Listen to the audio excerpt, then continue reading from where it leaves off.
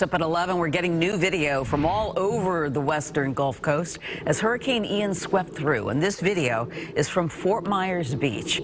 You can see how high the water is, how fast it's moving. This is the storm surge. It actually swept homes right off their foundations.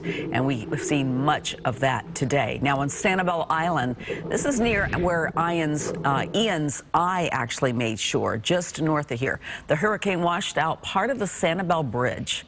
The aerials today reveal that. It's just unbelievable. Also another bridge on the causeway. And these are newer bridges, and they are the only way on and off the island. So how many people are stuck on the island tonight?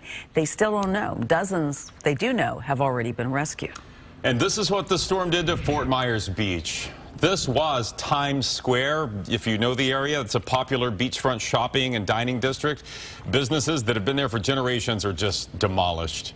Much of the island is gone. You'll see here a shot in a moment. There's a pier there, right there in front of those shops, and a section of it washed away. Sarasota County is now reporting 2 deaths from the hurricane. Now, that's in addition to at least 2 others around the state. But again, that number could go up as rescue crews are just now being able to go into the hardest hit areas. Weather experts say that Hurricane Ian is one of the strongest storms ever to hit the U.S. And you can see that when you look at what's left of Fort Myers Beach, some of that video we just looked at. Fox 13's Haley Hines is there tonight and filed this report.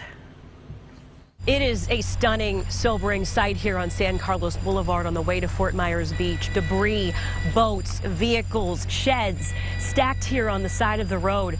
You can actually still hear alarms going off inside this boat more than a day after the hurricane hit. Hurricane Ian made landfall Wednesday on Cayo Costa as a Category 4 storm. Storm surge erupted from the Gulf, flooding Fort Myers Beach streets, resorts, businesses, and homes. A 50-foot section of the Sanibel Causeway, the only link between Sanibel, Captiva, and the mainland, washed away. Throughout Fort Myers and Cape Coral, we saw thousands of trees snapped in half, signs bent to the ground, nearly every structure with some kind of damage from flooding or wind. We saw boats on top of each other in the middle of the road, even a tennis court. The Cape Coral Yacht Club fishing pier is gone.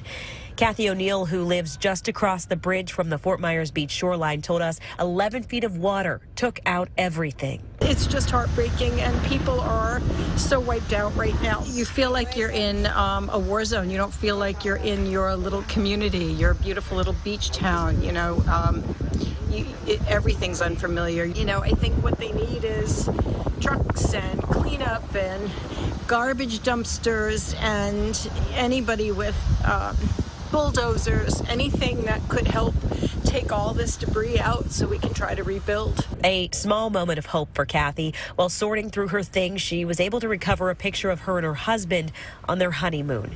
Nighttime makes a tough situation tougher. Most of Lee County is currently without power. There's also a 6 p.m. curfew. And because of all the contamination, there's also a boil water notice in effect. While it will take months, even years, to get this area back to where it was, right now the focus is on search, rescue, and recovery. Beyond the property loss, the amount of lives lost will become much more clear in the coming days. In Fort Myers Beach, Haley Hines, Fox 13 News.